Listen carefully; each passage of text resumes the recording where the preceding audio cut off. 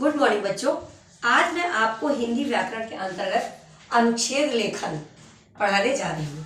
आप सभी इस शब्द से भली भांति परिचित है कि अनुच्छेद है क्या, है ना।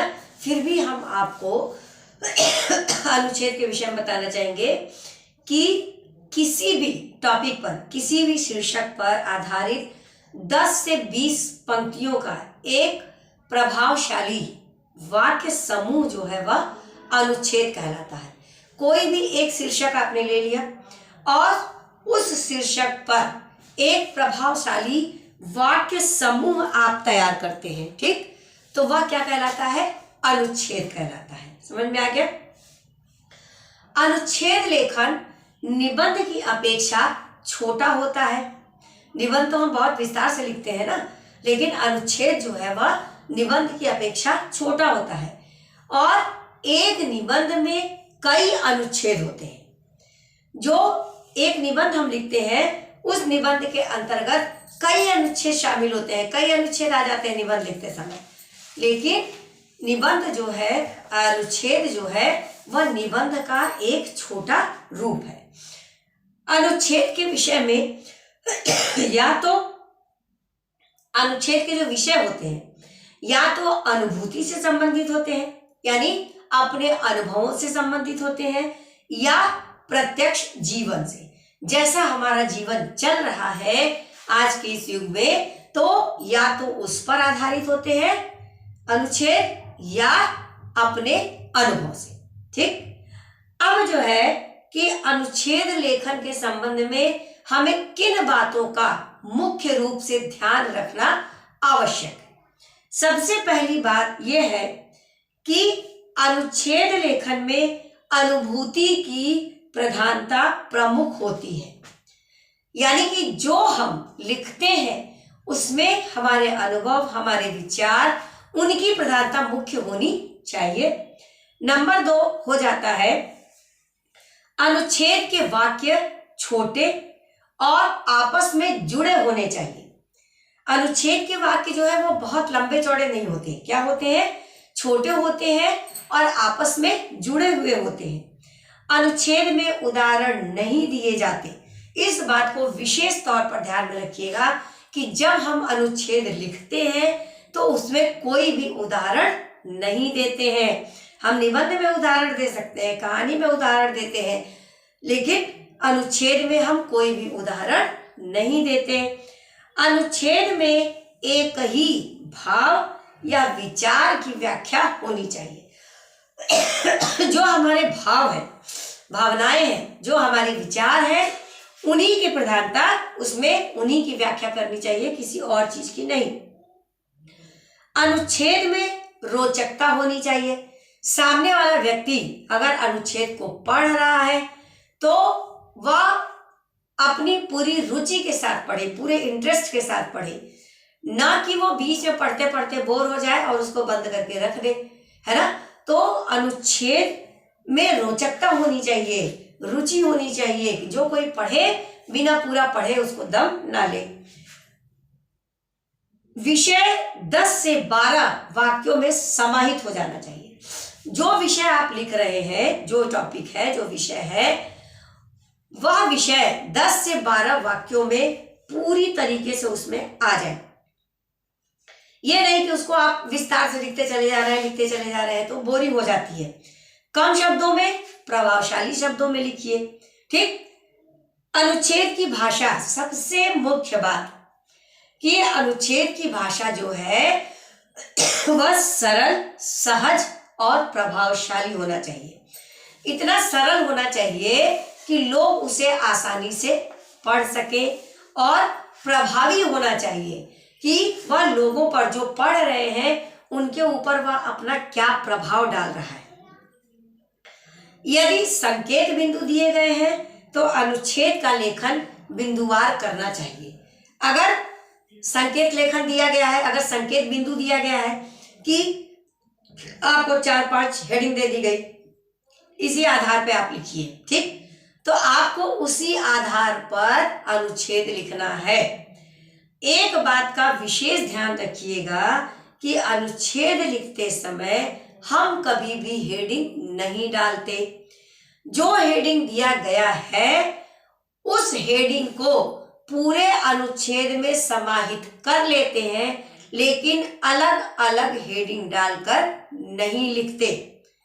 अगर आपने हेडिंग डालकर लिख दिया तो अनुच्छेद किसमें परिवर्तित हो जाएगा?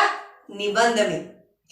संकेत बिंदु दिए जाते हैं इसलिए कि आप समझ सकें कि आपको इसमें लिखना क्या है, न कि इसलिए दिए जाते हैं कि आप बकायदा हेडिंग डाल करके उसके नीचे लिखते चले जा रहे हैं। ये काम नहीं करना है आपको। समझ में आ गया? अब अनुच्छेद लेखन के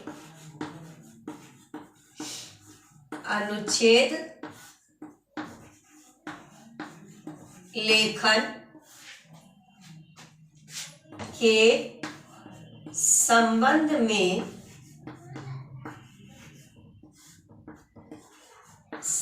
में मुख्य बिंदु। अनुच्छेद लेखन के संबंध में मुख्य बिंदु। अब कौन कौन से मुख्य बिंदु हैं अनुच्छेद लेखन के लिए? नंबर 1 आपका हो गया, अनुच्छेद लेखन में अनुभूति की प्रधानता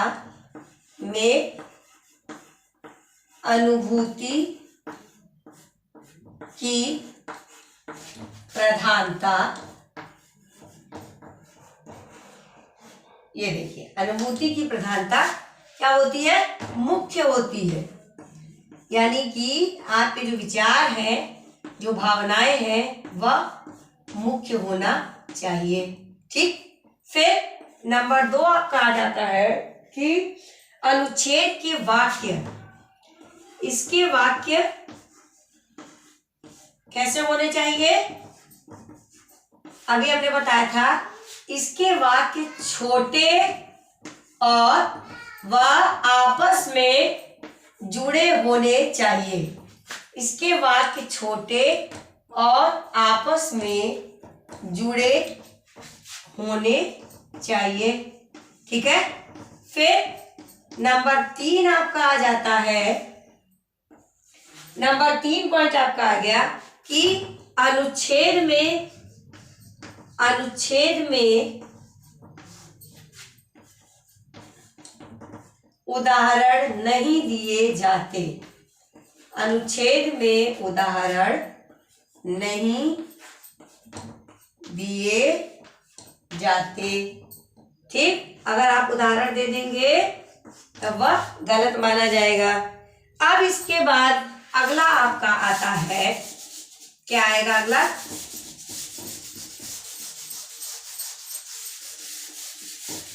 नंबर 3 तक हमने आपको बता दिया।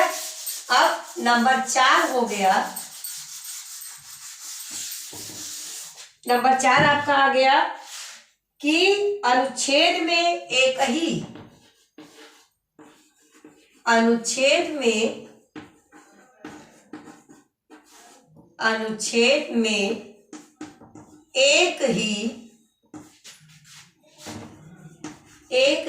भाव या विचार होना चाहिए।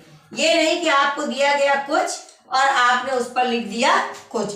अगर आप ऐसा करते हैं तो अनुच्छेद जो है अपना रूप बदल देगा। एक ही भाव या विचार होना चाहिए। जो दिया गया है विषय उसी पर आपको लिखना है। फिर नंबर 5, अनुच्छेद में क्या होना चाहिए? रोचकता होनी चाहिए। पढ़ने वाला अपनी पूरी रुचि के साथ उसे पढ़े। अनुच्छेद में क्या होना चाहिए? रोचकता होनी चाहिए। पूरी रुचि के साथ सामने वाला व्यक्ति उसको पूरे इंटरेस्ट से, पूरे मन से पढ़े। ये नहीं कि आधे में ऊब करके रख दे। नंबर 6 आपका आ गया, विषय, जो टॉपिक आपको दिया गया है, विषय 10 से 12 वाक्यों में समाहित हो जाना चाहिए। 10 से 12 वाक्यों में क्या हो जाना चाहिए? समाहित हो जाना चाहिए। बहुत लंबा चौड़ा नहीं होना चाहिए, 10 से 12 वाक्यों में समाहित हो जाना चाहिए। फिर उसके बाद आपका आता है नंबर 7, अनुच्छेद की भाषा। इसकी भाषा सरल, ठीक, सहज, प्रभावी होनी चाहिए। सरल, सहज और क्या हो, प्रभावी हो। जब कोई पढ़े तो वह अपना पूरा प्रभाव उस पर डाले। यदि संकेत बिंदु दिए गए हैं, यदि संकेत बिंदु दिए गए हैं तो क्या करिए, बिंदुवार लिखिए। तो बिंदुवार यानी बिंदु के क्रम से बिंदुवार लिखें। समझ में आ गया? ये नहीं कि आप अपने मन से भरते चले जा रहे हैं और संकेत बिंदु अपने जगह पर स्थित है, ऐसा नहीं करना है। क्या करना है कि जो संकेत दिया गया है उसी संकेत के आधार पर आपको लिखना है। ठीक है, अब हम आपको एक उदाहरण के द्वारा समझाने जा रहे हैं कि किस तरीके से जो है बिंदु दिए जाएंगे और आपको लिखना है। ठीक, अब देखिए कैसे।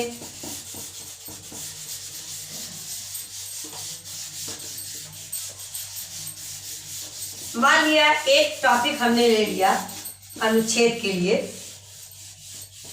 और वह टॉपिक आपका हो गया कि त्योहारों का बदलता स्वरूप। ठीक है, इस पर आपको अनुच्छेद लिखना है, त्योहारों का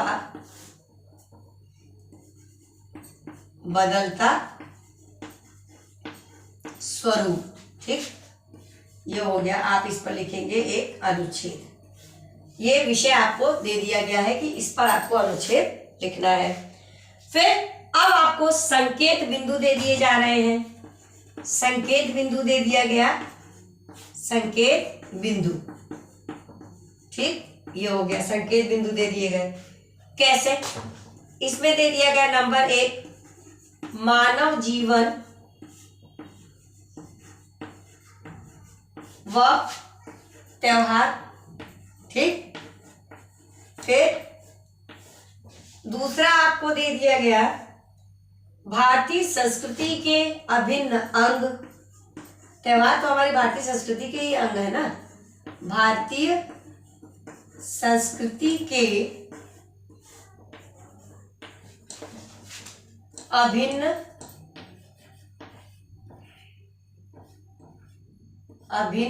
अंग। ठीक, फिर नंबर 3 दे दिया गया आपको त्योहार में आते बदलाव। आज के युग में लोग त्योहार अपने हिसाब से मनाते हैं। त्योहार में आते बदलाव। ठीक, फिर नंबर 4 आपका हो गया हमारा दायित्व, यानी त्योहार के प्रति हमारी जिम्मेदारी क्या है, हमारा दायित्व। ठीक, फिर दायित्व। नंबर 5 हो गया आपका वर्तमान स्वरूप। वर्तमान में त्योहार का क्या हाल है। पहले लोग पूरे विधि विधान से, पूरे नियम के अनुसार त्योहार मनाते थे। आज के लोग क्या करते हैं, अपने समय के अनुसार, अपने परिस्थिति के अनुसार, अपने बजट के अनुसार त्योहार मनाते हैं। उनको उस विधि विधान से कोई लेना देना नहीं है। तो इतने बिंदु जैसे आपको दे दिए गए। ठीक है, अब आप जो अनुच्छेद लिखेंगे उनमें इन बिंदुओं को लेते हुए ही लिखेंगे। इन बिंदुओं से हट के आपको नहीं लिखना है। अगर आप इन बिंदुओं से हट करके लिख लेंगे तो आपको 1 नंबर भी नहीं मिलेगा। तो कैसे लिखना है, इन्हीं बिंदुओं को लेते हुए आपको अनुच्छेद लिखना है त्योहारों का बदलता स्वरूप पर। अब देखिए कैसे। मनुष्य और त्योहारों का अटूट संबंध है। मनुष्य अपने थके हारे मन को उत्साहित एवं आनंदित करने के साथ ही ऊर्जान्वित करने के लिए त्योहार मनाने का कोई न कोई बहाना खोज लेता है। कभी महीना बदलने पर, कभी नई ऋतु आने पर और कभी फसल पकने की आड़ में मनुष्य प्राचीन समय से त्योहार मनाता आया है। कोई एक चीज उसको चाहिए। ये त्योहार मानव के सुख दुख, हंसी खुशी, उल्लास आदि व्यक्त करने का साधन भी होते हैं।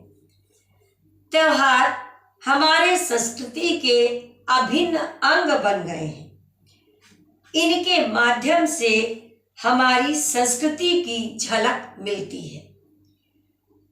त्योहारों के अवसर पर प्रयुक्त यानी प्रयोग किए गए परिधान यानी कपड़े, रहन सहन का ढंग, नृत्य, गायन की कलात्मकता आदि में संस्कृति के दर्शन होते हैं। ये त्योहार हमारी एकता को मजबूत बनाते हैं। वर्तमान में भौतिकवाद के कारण बदलाव आया है। लोगों की भागम भरी जिंदगी की व्यस्तता और काम से बचने की प्रवृत्ति के कारण अब त्योहार उस हंसी खुशी उल्लास से नहीं मनाए जाते हैं जैसे पहले मनाए जाते थे। आज लोगों के मन में धर्म, जाति, भाषा, क्षेत्रीयता और संप्रदाय की कट्टरता के कारण दूरियां बढ़ी हैं। अब तो त्योहारों के अवसर पर दंगे भड़कने का भय स्पष्ट रूप से लोगों को आतंकित किए रहता है। इस कारण लोग इन त्योहारों को जैसे तैसे मनाकर इतिश्री कर लेते हैं। इतिश्री यानी समापन कर लेते हैं। त्योहारों को हंसी खुशी मनाने के लिए धार्मिक कट्टरता त्यागनी चाहिए तथा प्रकृति से निकटता बनाने का प्रयास करना चाहिए। हमें इस तरह त्योहार मनाने का प्रयास करना चाहिए जिससे सभी को खुशी मिल सके। अब देखिए ये जो पांचों पॉइंट थे, ये पांचों पॉइंट आपके इस अनुच्छेद में सम्मिलित हो गए, समाहित कर लिए गए। कहीं हेडिंग नहीं पड़ा, कहीं कुछ नहीं पड़ा, सिर्फ इन संकेत बिंदुओं को लेकर के ही अनुच्छेद तैयार हो गया कि मानव जीवन और त्योहार, मानव और त्योहार का आपस में अटूट संबंध है। भारतीय संस्कृति के अभिन्न अंग है ना, हमारे जो त्योहार है वो उनमें हमारे भारतीय संस्कृति की झलक मिलती है। इसी कारण तो हम त्योहार मनाते हैं। इस प्रकार एक और हम आपको उदाहरण देते हैं कि परीक्षा का डर है ना, कि परीक्षा का डर क्या होता है बच्चों का, कि किस तरीके आप लोग को जानना बहुत जरूरी है क्योंकि आप लोग भी डरते हैं परीक्षा से ना। तो अब परीक्षा का डर, ठीक,